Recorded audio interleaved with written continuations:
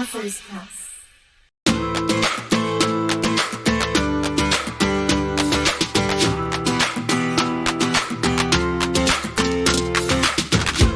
Hello everyone, my name is Nicole Richardson and I'm from Authors Press. Today I'm gathered with Joshua Martin, the author of Vigilante Blood. Could you tell us a little bit about yourself and a little bit about your book as well? Absolutely. I live in Maryland. I have a bachelor's in sociology and I'm a librarian. And a little bit about the book. It takes place in a small city. It seems like a very nice, welcoming place, but once you get under the surface, you realize that everything isn't as it should be, and that the police force is really struggling with a puppet company. They pull the strings of government, they pull the strings of crime. So it's a bit of a thriller. Could you tell us what inspired the idea for your book? And is the final product different than you envisioned it would be? Absolutely. So, I had originally written the first book, and I'm going to tell you because they branch off of each other. So the first book, it came to me, and I was thinking, what would it be like if someone who was taunted for many years decided to track down those who had done her wrong and avenge herself? And now with the second book, I really wanted to think, what would happen if a person who was in a place of authority, who, the town looked up to support them and lead them, what if they were put in a position that made them compromise their values, made them compromise everything that they believed in, all for the sake of love?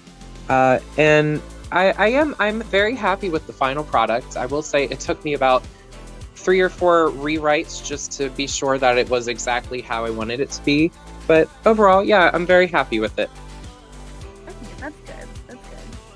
What's the significance of the title? What does Vigilante Blood mean? So the significance of the title is, I'm going to refer back to the first question the second question that you asked about, what inspired the idea. So when people decide to take action into their own hands and decide to take justice and law and all of that other fun stuff, it's no longer about doing the right thing, on a society level. It's doing things in your own way.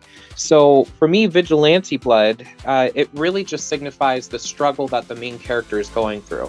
Is she willing to take the life of someone who is pronounced guilty, just because for her it's the right thing to do? So there's the struggle there. It means more that when you're trying to, in your mind, you're battling, should I do this? Should I not do this? It really comes down to the wire. What are you willing to do in the name of happiness? I hope that made sense.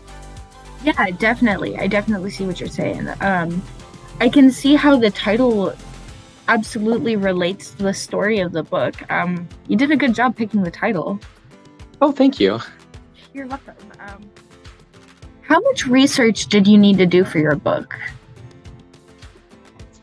So it's always a challenge trying to remember the state of command within any sort of military or police force.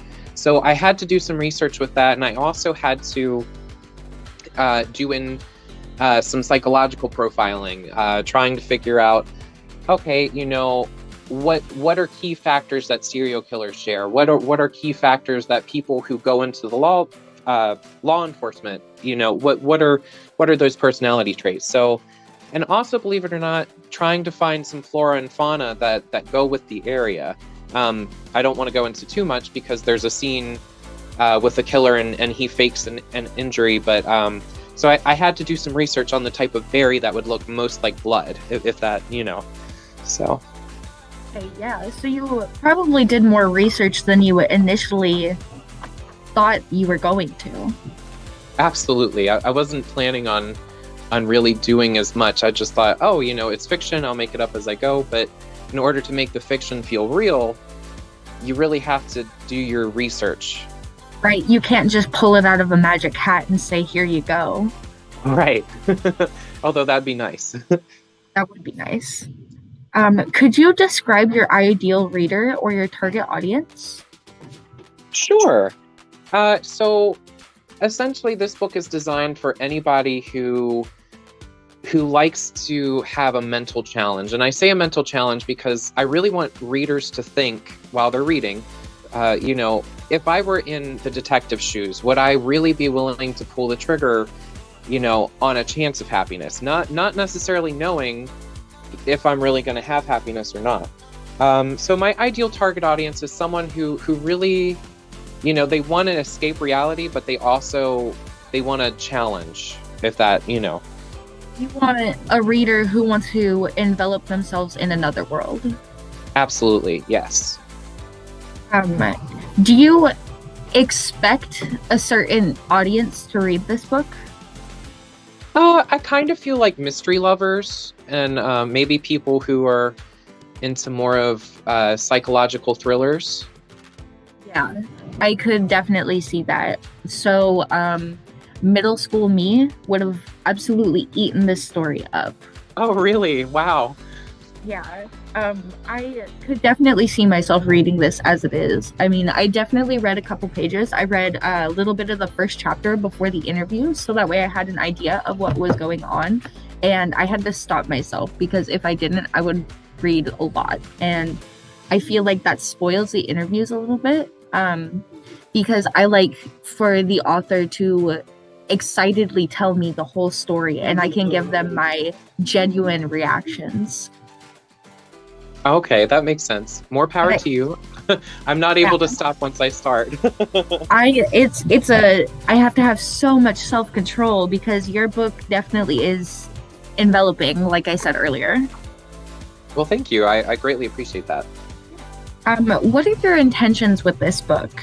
Why did you write it? So my intentions again were, well, first of all, let me just state that I absolutely love to write. I've loved to write ever since I was in school. I actually enjoyed writing more than I did reading. It often got me into trouble. But, for the sake of publication, my intentions with this book were to really get people to sit and think. I'm not a philosophy person. I'm really not. But, I like a book that makes you contemplate. Oh, my gosh, I can't believe so-and-so would do this. But would I be willing to do it? If it were me, and if it were my loved ones who were in danger, would I ultimately make the sacrifice? Yeah, you want your readers to think. You can judge them from the outside of the book, but what would you do if you were there? Exactly. How would you react? Because anybody can judge an outside point of view you've never been in. Right, and we're all very quick to make those snap judgments. Oh, well, they're automatically a bad person because they compromise their values. Or, you know what, they're a hero because they decided to do blah, blah, blah, blah, blah. But ultimately, you really don't know what it's like or how to judge them until you're actually in their shoes. Yeah, I definitely agree with that. You can't judge someone until you're in their shoes. What kind of impact do you want your book to have on your readers? Well, I will say, for me personally, when I was writing it and I'm connecting with all of my characters, because, when you make any sort of art, regardless of whether it's sculpting, painting, writing, photography, you pour yourself into it. And for me, these are like my family members I'm presenting to the world. So what I want people to get out of it is that, yes, it was an enjoyable read. I laughed, I cried. But at the end of the day, again, I really want you to think, if I were put to the test, what would I do? Yeah, I see. So your impact is to get readers to think. Absolutely. We live in trying times, and too many people are just so quick to say, you know what? I'm going to stay safe in my own little world. I don't need to think about this. I don't need to do anything because other people are going to do it for me. So I really want people to grasp, the book isn't reality, it's fiction, but things like this do happen, Right. It's intended to make you think and make you step outside of the bystander effect. Absolutely.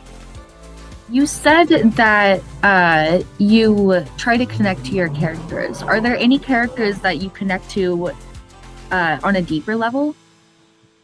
Um, so I gotta say, every single characters, even the horrible ones, like the serial killers, there's a piece of me that connects with all of them.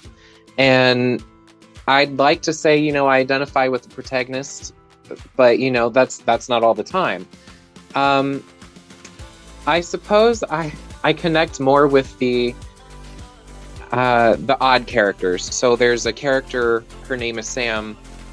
She's an older woman. She works in the basement of the GVPD, Greenville Police Department, and she has so many fun stories. And when I get older, I hope I can be that person that young people just kind of like, he's got a story to tell. None of it's probably true, but so I connect more with the outlandish, the odd, and the fun characters. I love my very straightforward characters. I really do, because again, a piece of me is inside of them as well. But so yeah, I'm gonna go with that. Okay, I see. So you try to connect to, I guess you could say, the path less taken, but as a character. Right. Characters that you normally wouldn't just identify with, if that makes sense. Yeah, definitely. What was your biggest struggle while you were writing this book? So with any project everybody has in your head, it sounds like such a great idea, but until you get to a point where you're ready for other people to view your work. So I have a very close friend, and she was my big editor-in-chief throughout all of this. And I'd bounce ideas off of her, and she'd be like, no, that's horrible, don't do that. Or, you know what, run with that, I want to see where that goes.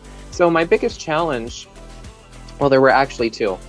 So my one big challenge was getting palatable writings done. Because I had, in previous drafts, I had some pretty cringy stuff that was going on.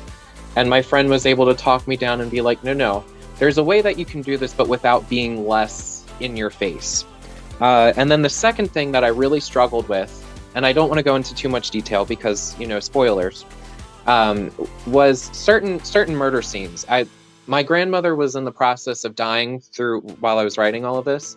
So certain scenes, it was very hard for me to write because I'm thinking of the end of this character, but at the same time, I'm struggling with real life death. So, yeah.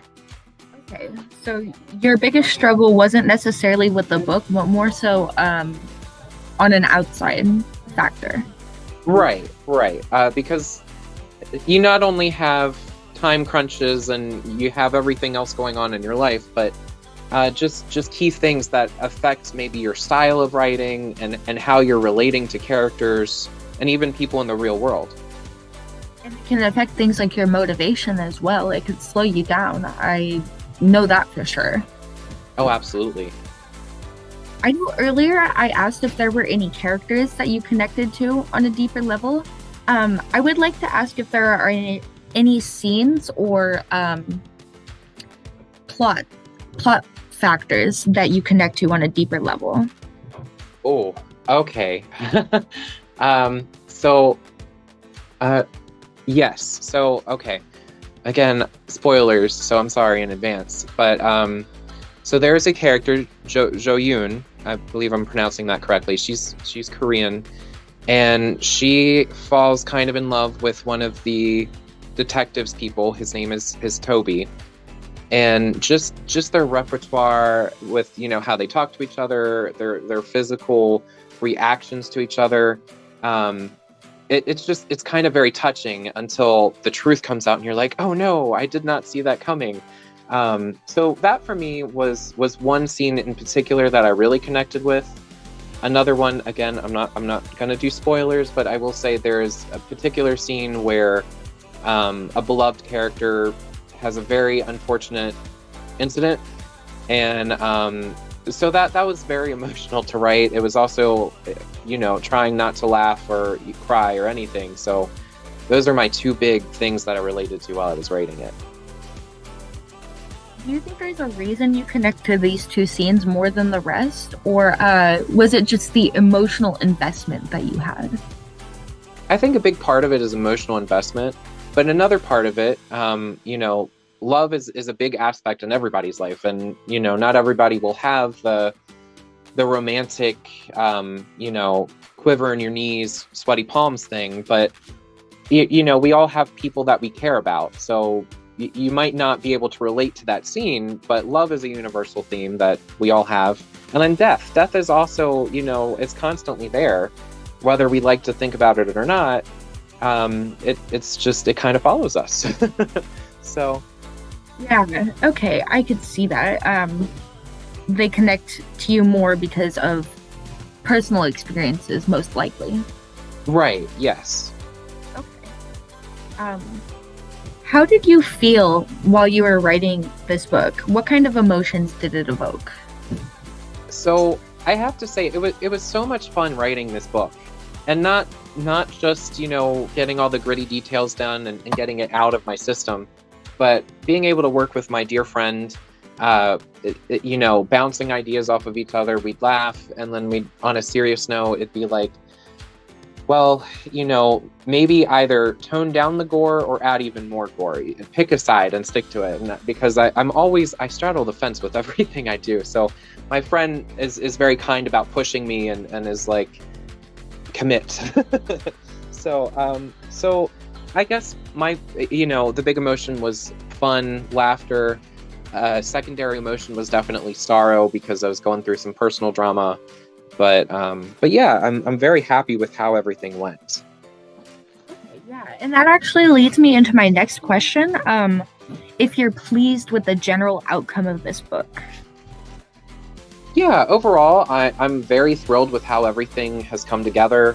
The people who created the cover, I think it's awesome. It's gorgeous. It's creepy. It makes you think like, oh, there's an angel watching these kids. Or is it protective? Is it, what's going on?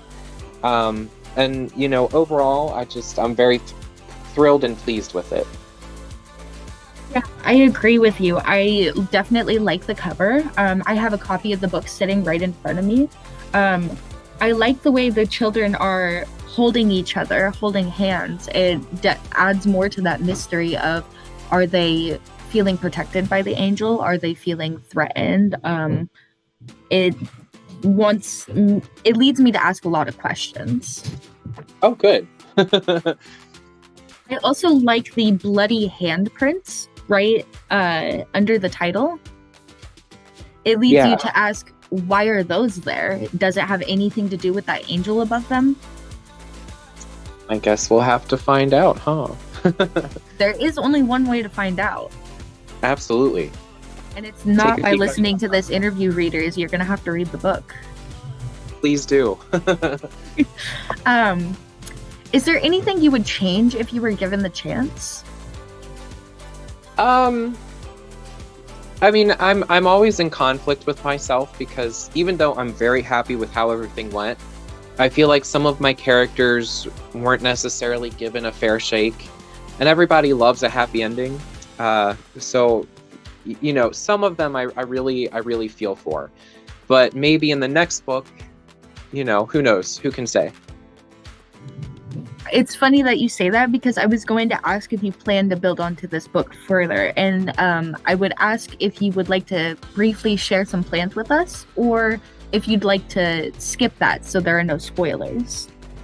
Oh, so I won't go too much into depth, but yes, I'm definitely planning on building on it, because as much as I love my second book, I feel like there definitely needs to be a third and final installment. Like I need closure. I'm sure readers will need closure. I'm all about closure. And some of the future plans, I really hope to give the main character, Lynn, I really hope to give her, a final, I don't want to say love interest, but I'm interested to see where she's going. I'm interested to see how the department will be run, with or without her. We'll just have to wait and see, and whether or not any formerly, any former serial killers decide to make a comeback, I'm not sure about yet, but we'll see. I definitely agree with you. Closure is the best, and I think that a trilogy is a really good way to do that because it's 3 books. It's not like a whole 20 book series that you have to read all the books for. I quite like trilogies, so I am quite excited to hear about the third book. Oh, thank you. Yeah, I'm right there with you. I feel like 3 is the perfect number.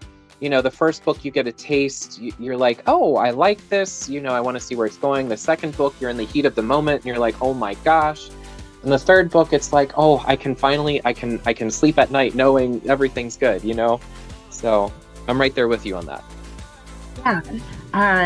The only other thing that I like in addition to trilogies are prequels. Would you ever consider writing a prequel for this soon-to-be trilogy? Actually, yes, I think I would definitely consider it.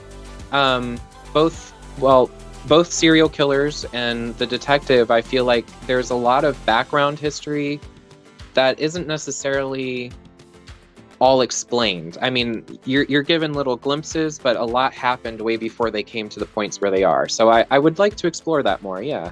Thank you for the idea. You're welcome. No worries. I just have a couple more questions for you before we wrap up this interview. Okay. Do you have any other book-related thoughts or remarks you would like to share before we end the interview? Such as what exactly? I just need more of a direction. I'm sorry.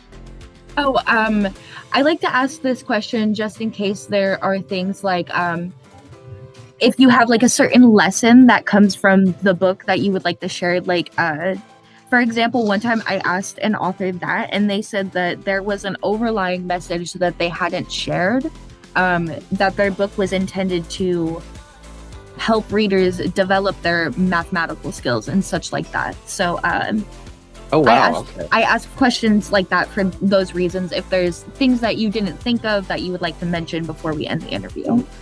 Okay. The only thing I will say in regards to that is that the beauty of art, again, regardless if it's a painting or music or a book, is that everybody perceives it differently. So everybody is going to walk away with either a really great feeling or really disappointed, or, you know, what I want people to really gather from this, besides thinking about it, is, you know, their perspective, how they handle things, how they view the world. And I kind of feel like everyone can relate to at least one of my characters. So okay, I hope that makes sense. Yeah, no, definitely. You left a little bit of something for everybody, which I can definitely gather as we've talked over this interview. You've left a little bit of inclusivity for everybody, all readers of all sorts. I do have a question. What is the title of the first book in the series? The first book is titled Blood Letters. With Blood Letters, you get a lot more background on some of the main characters. So you don't necessarily have to read the first book to enjoy the second book, but it may be helpful. Readers might not be as lost, so yeah. So you could read each book separately, but to get a whole view of the story, you would need to read all 3. Right. Yeah, Okay. The second book does do a brief recap, you know, so you, like I said, you wouldn't have to absolutely read the first one to know what's going on. So yeah, I'm definitely I haven't seen the cover for Blood Letters, but I do remember hearing my coworkers talking about it. So I'm definitely going to go look into that. Great, thank you. And for my final question, I just want to ask, do you have any advice for Authors Press that could help us better our services for the future? So about the only thing I would suggest is I had no idea we had such a large time difference. Excuse me. Okay. So when you said 11 o'clock, I was thinking 11 o'clock my time, but then I Googled and I was like, well, what's the time where you're at? And it was 7 o'clock when I was trying to figure out, and I was like, oh my goodness. So, you know, maybe, you know, having people understand different time zones, because in my, you know, I'm oblivious to certain things. So I apologize for that. No worries. I like to ask this question for exactly that reason. The best way to better your company and to better your service is to ask your clients directly. Absolutely. Thank you so much for asking that. And I've really enjoyed the interview. Yeah, no worries. I'll update my email so that way they can be more informative of the time as well. So, thank you. Thank you. Thanks so much for meeting with me today. That's all the questions I have for you. I've really enjoyed this, and I'm probably gonna buy one of the copies of the book off the shelf. Oh, great. Thank you so much. You're welcome. Yeah, I'm an absolute addict. I do this all the time. I'll buy a book and then I'll read it, and then I'll give it to one of my friends so that way they can read it. That makes it nice. I do a similar thing with my friends because I'm really bad. If I see a book and it's on sale, it's like, oh, you're coming home with me, you know? So I'm constantly sending books to friends and family, and working in a library is not as easy as I thought it would be, because it's like, oh, there are so many books, I want them all. So Yeah, I'm with you. I work in the Authors Press, a publishing firm, and I love it here, but my bookshelf, it's gonna fall apart at some point. oh no. If you have any questions or concerns, please feel free to reach out to Authors Press, either via email or phone number, and we'll be more than happy to help. Great, thank you so much. You're welcome. This has been Joshua Martin, the author of Vigilante Blood, and Nicole Richardson. Thanks so much for tuning in.